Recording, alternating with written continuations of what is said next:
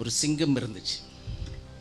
அதுக்கு ஒரு நாள் ஒரு குழப்பம், நம்மளுடைய வாய் நாற்றம் எடுக்கிறதா அப்படின்ட்டு. அதனால் என்ன பண்ணுச்சு, அது ஒரு குதிரையை அழைத்தது. இங்கே வா. குதிரை பார்த்துட்டு ஆமாம் அப்படின்னுச்சு. சிங்கத்துக்கும் வந்து ஒரு அடி அடிச்சிருச்சு. பின்னாடி கழுதை வந்துச்சு. கழுதையை கூப்பிட்டு இங்கே வா, என் வாய் நாற்றம் அடிக்கிறதான்னு. கழுதை பார்த்துட்டு இல்லைங்க அப்படின்னுச்சு. திருப்பி ஒரு அறை விட்டது. நான் குதிரையை அடித்தேன்னு போய் சொல்கிறியா நீ, எனக்கு தெரிய போ அப்படின்னுச்சு. அடுத்து நரி வந்துச்சு. நரி இடத்துல சிங்கம் கேட்டது, என் வாய் நாறுகிறதான்னு.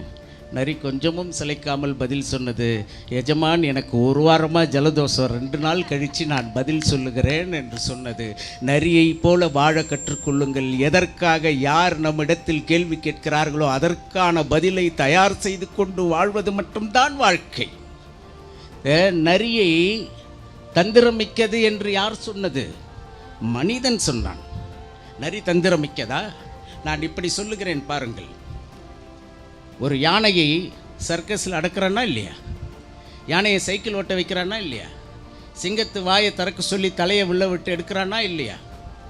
கிளியை வந்து ப்ராக்டிஸ் பண்ணியிருக்கிறான்ல, பூனையை ப்ராக்டிஸ் பண்ணியிருக்கான்ல, எலி ஜோசியம் வச்சிருக்கான்ல.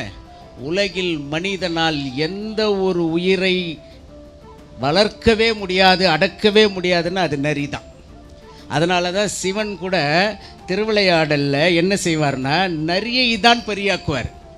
ஏன்னால் அதை எந்த மனிதனாலும் அடக்க முடியாது, அது கொஞ்ச நேரத்தில் ஓடிடும். எந்த மனிதனாலும் அடக்க முடியாத நரி இடத்தில் நான் தோற்று போய்விட்டேன் என்பதை ஒப்புக்கொள்ள இயலாத மனித மனம் நரி தந்திரமிக்குதுன்ட்டான்.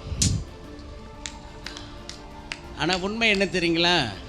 நரியை போல சிறந்த மனித உள்ளத்தை காட்டிலும் அழகிய காதல் கொண்ட உள்ளம் வேறு எந்த உயிரினத்திற்கும் கிடையாதுங்க.